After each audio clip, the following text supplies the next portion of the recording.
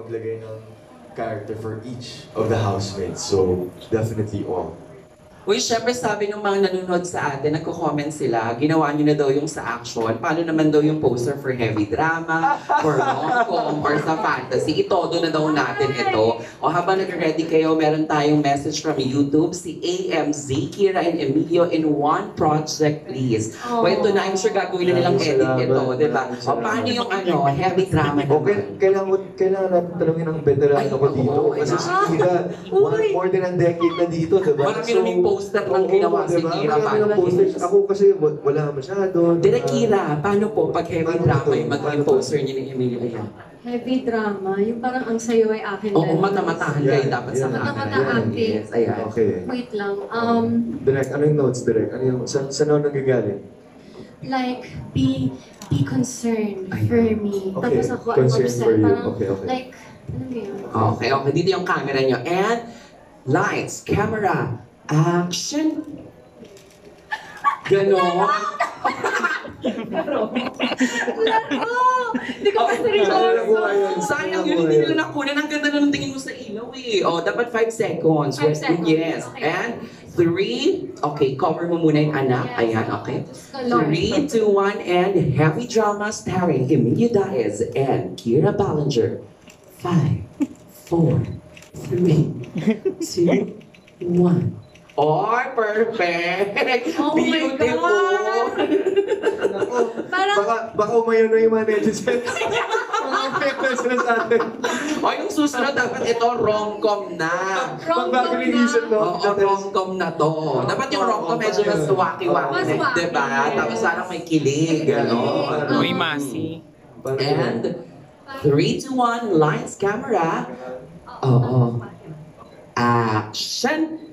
5, 4, 3, 2, 1. Ay, palakpakan naman natin. Siyempre yung fantasy, hindi ko mapagawa sa inyong dalawa. paano yun? Dalawa lang kayo. Paano yung fantasy? Superhero kayo doon, diba? Magbasa muna tayo, Emilio and Kira, ng mga messages from YouTube pa rin. Si Reyna, Carmelio Face card never declines. Bagay na bagay. Wow. Sabi naman ni Thank Shai, you. simple interactions pa lang nakakakilig na. What more pa kaya kapag nagsama na kayo sa isang project? Actually, si Kira talaga yung nagbubuhat ng face card dito sa Carmelio eh. So, Grabe ka regarding with naman. Kira lang talaga. Uy, grabe ka. Alam mo ikaw, kapag nakikita nga, parang kay Sunshine. Wow. Di ba? Parang nakakaganda siya ng mood, yes. Eto naman, very Lee Min Ho. Hindi! Sino yung isa? Sino yung isa? Sino?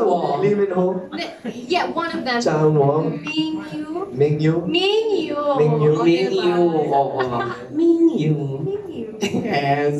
Meron pang isang magtatanong. Alam ko, ready na siya. From Circle of Stars, Ken Quinto. Hi, Ken. Hi guys! Hello. Congrats! Thank you so much. Thank you po. Tanong ko lang, kasi nung last week, nag-guest yung Shakira sa Fast Talk with Tito Boy. Nasabi ni Charlie, inamin niya na nasaktan siya nung dun sa reason ni Will sa pag-nominate sa kanya.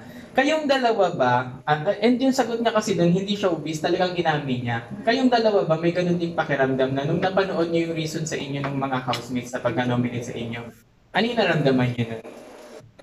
Honestly, hindi na po ako nanood ng yung nominations. Kasi kahit sobrang ayaw namin, kailangan kasi talaga magbigay ng reason. Kahit sobrang petty, kahit sobrang liit lang na bagay.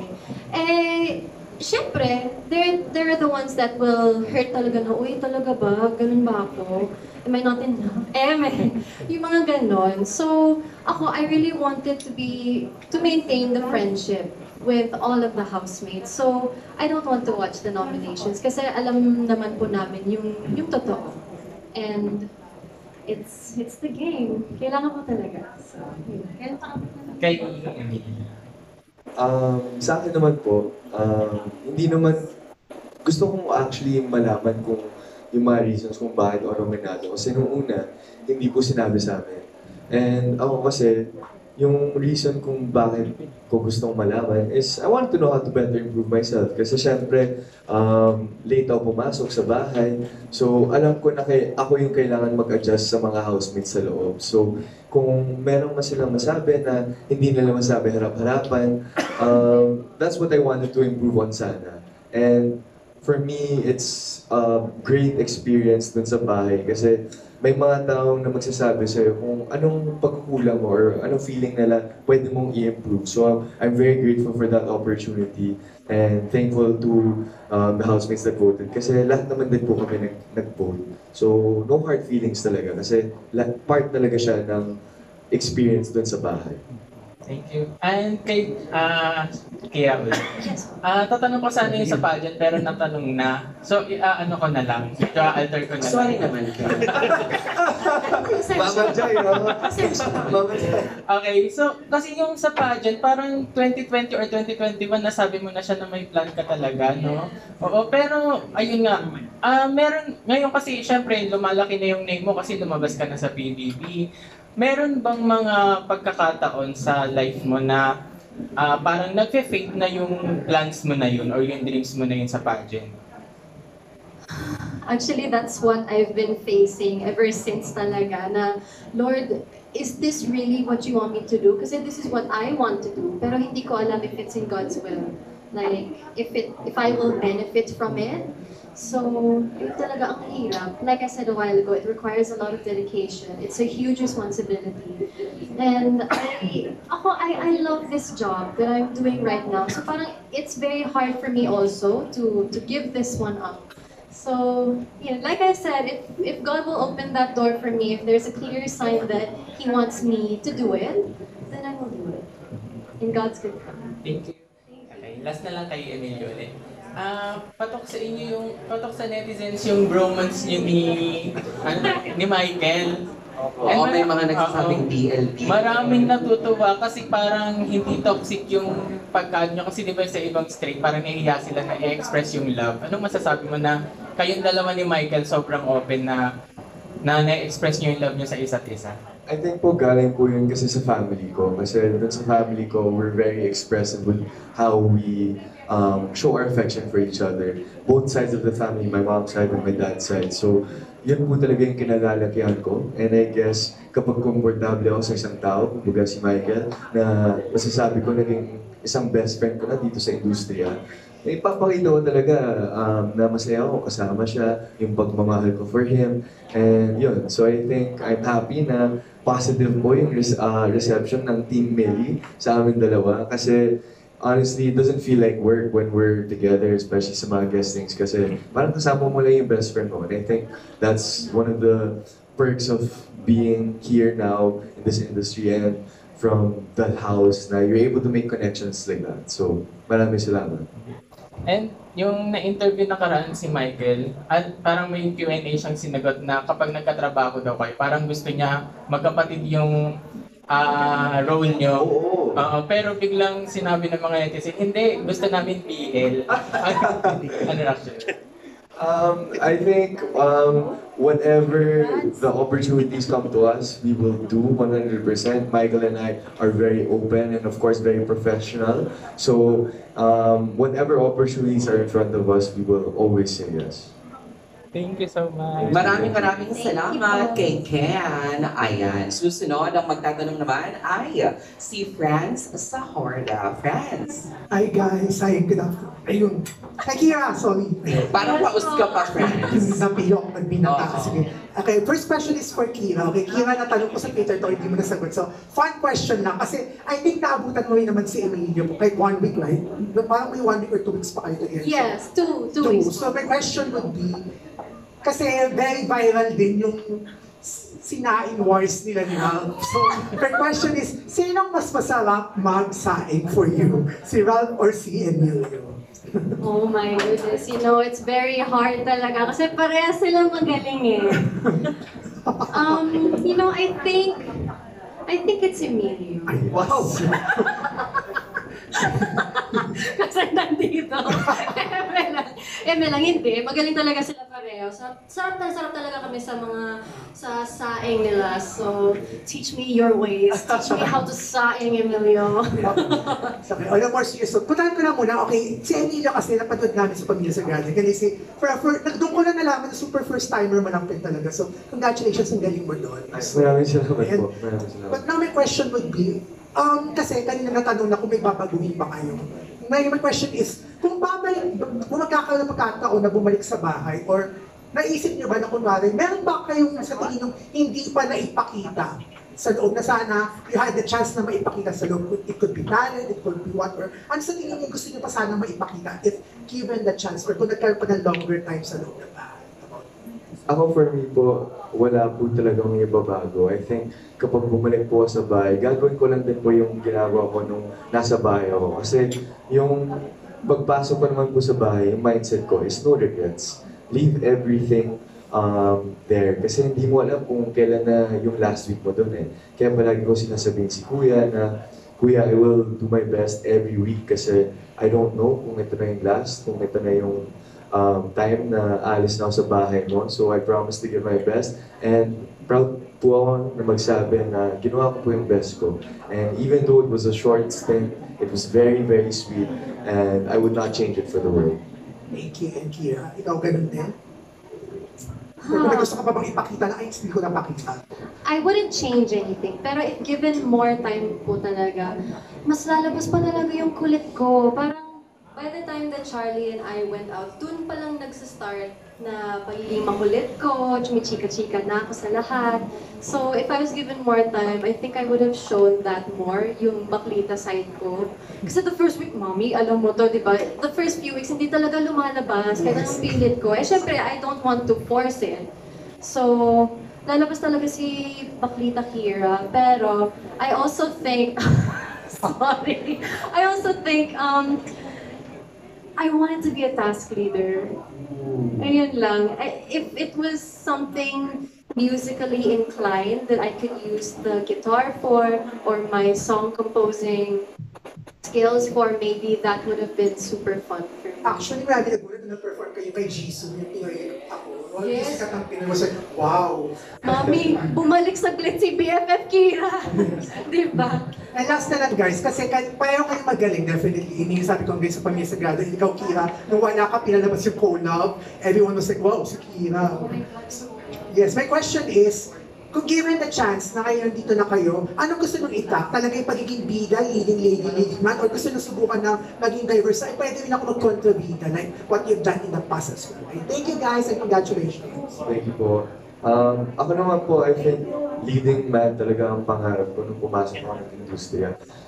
Walang iba kung hindi maging leading man ng ABS-CBN. Kasi syempre lahat ng mga leading man ng ABS-CBN ngayon, sobrang gagaling na artista. And grabe yung effect nila sa buong Pilipinas. No? Napapasaya nila, napapaiyak nila, and sana in time, of course, I will be able to follow in their footsteps. So, yun po.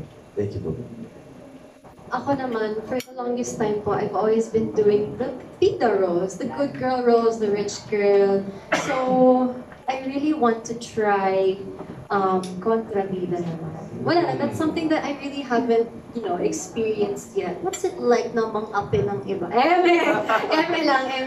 Yun, at saka nahihiya ako sabihin. Kaya mo yan, anak ko? Jezebel. Jezebel talaga. Yan yung isa sa mga dream roles ko. So, ayun. Hopefully, I can do that someday. Thank you, Emilio Kira. Bago natin tawagin ng next na magtatanong, may nabasa ko sa YouTube natin na question. Sabi daw, for Kira and for Emilio, if you guys were given the chance to make a season 2 of Pagani, and you, Kira, will take on the role of originally played by Liza Soberano, and Emilio, yung kay Enrique Hill, would you grab the opportunity? Absolutely. Bagani, that was super iconic as well. And to follow in the footsteps, oh my God, of Ate Liza, that would be a huge honor, definitely. Thanks, Emilio. Of course, the Bagani was truly iconic, like Kira said. And Liz Can is one of the biggest love teams in Philippine showbiz industry. So to be even mentioned in the same breath as them is already an honor. So of course, I would definitely say yes. Yeah. Ang bongga, bagay, tinitingnan ko kayong dalawa. Parang may na-mention dati na parang gusto ni Emilio yung parang mga Got to Believe, yung mga mula sa puso. Parang pwede kang ala Rico yan, tapos siya si Claudine Barreto, no? In fairness. Oo, why not, diba? Laban natin yan. Pero next question will come from Team Bailon of Pep.ph. Miss Tian. Hello po. For Emilio, do you think it's really your time to get out sa bahay? Siyempre po, medyo malungkot ako na lumabas ng bahay kasi feeling ko marami pa akong pwedeng iambag sa bahay. Especially with the housemates, yung mga tasks. Ang favorite ko kasi sa bahay is, one of my favorites at least, yung mga weekly tasks. So, ayun. But I'm happy na lumabas ako kasama ng aking duo na si Michael. And of course, seeing the warm reception lahat ng Team Millie. Mahal na mahal namin kayo. And yeah, so yun po. Thank you po. So hindi mawawala yung mga love team. So kung bibigyan ka ng pagkakataon na malonger yung pag-stay mo sa bahay, sino yung babaeng gusto mo pang makilala? Housemate. Siguro si Nika. I think we were getting close na, pero syempre, could get a deeper connection pa with Nika. But yeah. For Kira, ano yung mga discovery mo na hindi mo sa bahay, hindi ka pa pumasok, tapos doon mo lang siya nalaman na ganito pala ako. Nakapasok ka na. Like about myself, I've said this before, sobrang clingy ko po pala when I'm surrounded by the right people. Lumalabas talaga yung pagka-clingy ko. I love like hugging my fellow housemates. I like, wrapping my arms around them, playing with their hair, si AZ. At pinaka-favorite ko, gusto ko yung may kahati ako sa food. Ayun lang. So, ano na din natin, isundot ko na din na, kasi parang pagkalabas mo ng bahay, puro guesting. Tapos meron kang trending na sa TikTok lang. Yung parang marami kasing netizens and your fans na nabastusan daw dun sa ginawa sa yung pag-cut ni Faith De Silva. So, reaction mo? Actually, when I was there, hindi ko naman po feel na may kabastusan na nangyari. And alam ko naman din, yung sa mga live show po na ganyan, talagang may oras yan. So if they needed to cut the show, wala pa talagang problema yan sa akin. And by the time that I was there, di ba nasabugan na ako ng powder? So parang, Sabugan ka rin? Di ba? Oo, twice. Twice, ikaw. Isang pesos lang. Buti pa. So, nasabugan na ako. So, alam mo yung medyo, I'm still reeling from the moment na, oh my God, what do I look like? Diyos ko, paano to? Tapos, hindi ko pa makita yung ano tawag doon? Yung prompter sa harapan ko. I think a little bit of the powder went in my eye. Nalasahan ko din yung powder. So, talagang I really wasn't prepared in that moment. Kaya okay lang po sa akin na that's fine. Thank you. Thank you po. Maraming salamat kay Team Bailon of Pep.ph. Susunod mula naman sa Lionheart, tawagin naman natin Richard Paglikawan. Hello, good afternoon kay Emilio sa kay Ricky. Hello. Afternoon. Sa mga previous seasons, may house players. And for this season, wala pang pumapasok. Kung kayo bibigyan ng chance makapasok ulit bilang house players, ano sa palagay mo yung gagawin nyo para ma-break yung current na para nagiging habit na ginagawa ng mga housemates sa loob? Oh, that's a tough one. That's really, really tough. Ano ba, ang house challenger is magpampagulo, di ba? Yes. It's a challenge. Oh. Ang hirap! Di ko alam. Pero if given the chance, I would definitely want to go back. Pero kuya, ikaw na bahala mag-isip ko ng gagawin ko. Parang I can't think of what I could, do to upset them. Ako rin, Kira. I think si Kuya talaga ang magbibigay ng content sa amin. Kasi siya naman talaga ang magsasabi kung babalik kami as player. And syempre, kung pipiliin niya kami, may rason yan. And for sure, I'd like to hear from him first. Pero kayo tatanungin ko ano yung task na gusto niyong ipagawa sa mga housemates kapag kayo naging house player, ano yung pipiliin mong task? Ang taray, no? From housemate to Big Brother. Ay, oo. Kung may task kung papagawin sa mga housemates, siguro lahat kami kakain lang. Para magluluto kung may only budget, tapos kailangan masarap ang pagkain, ganun po. Kasi alam ko kung gaano kahalaga ang pagkain sa mga housemates and I would just give it to them. Tapos kung hindi nila maubos yung pagkain, 50% lang yung budget. Pero pag naubos, 100%. Ganun lang. Ganun. Kira? Tatanggalin ko yung canon nila and then I want to see their behavior kung magiging Wow! Sobrang Ang sobrang labi niya. Diba? Sobrang labi niya. Joke lang po yun. Iiyak siguro ako pag nasa bayo, tapos tinanggal nila yung kanin. Totoo. Lang ako sa akin. Di ba ikaw na mismo nagkwento sa akin kanina na enjoy mo yung rice with toyo? Yes. The best yun. The best. Tapos isang itlog lang. Oh. And of course, with Oishi. Oh yes. Thank you so Wow. much, Oishi. I love you, Oishi. May ulam kami kahit walang budget, Oishi. Yeah. Sana makasama natin ang Uwishi sa Star Magic Spotlight, ano? Ayan. Thank you, Emilio and Kira. Salamat. Thank you. Thanks, Jayon. Maraming salamat and miss you, Kuya Richard. Ito, last question na bago natin bago tayo magbabay sa lahat ng mga nakatutok sa atin. Marami na kayo for sure na panood ng mga online edits about you, about sa mga siniship sa inyo. What's your comment about doon sa mga napapanood nyo ng mga video edits online? Ang sisipag nyo talaga. Even the smallest interaction talaga, nilalagyan po nila ng music, ng filter. Nakakatuwa siya. Kasi para sa amin inside the house, sobrang wala lang. There's no mali siya whatsoever. Pero bakit ngayon na pag nakikita ko yung edit, May kilig. Oo. Yun. Thanks, Kira Emilio. Ako po, Mama Jai, I haven't watched all yet. But I'm so happy kasi nakakatawa lahat ng mga edit nila. Please continue making because I really enjoy seeing it. It really warms my heart na napapasaya, nasisiyahan yung mga tao dun sa amin, especially sa mga edits nila. So, ayun, lahat ng mga gumagawa ng edits for PBB collab, maraming salamat. We really enjoy it. Yun, maraming salamat. Palakpakan naman po natin mga kapamilya Emilio Daez and Kira Ballinger. Ngayon, syempre magpasalamat kayo sa lahat ng mga taong sumusuporta, sa mga bagong mga fans na talaga namang minamahal kayo. Let's start with, of course, Kira Ballinger. Yes po, mga kapamilya, mga Kirmilyo, and syempre to my kisses, maraming salamat sa sobrang init na pagmamahal niyo. Ramdam na ramdam ko, and I'm so grateful for each and every one of you. Grabe, I can't wait to meet you all in person. Sana makapag-get together tayo soon. Kirmilios, kisses, everybody's invited. So I'm looking forward to that. And ayun lang, let's spread love lang. Don't engage with, you know what I mean? Yun lang. Thank you so much. I love you. Thank Ilan ba you. yun? Oo naman, di ba? Kung yan ang nilalaman ng puso, why not? Thank you. Na, Emilio? Mga kapamilya, this is Emilio Daez. Maraming salamat sa suporta sa aming dalawa sa PBB Collab.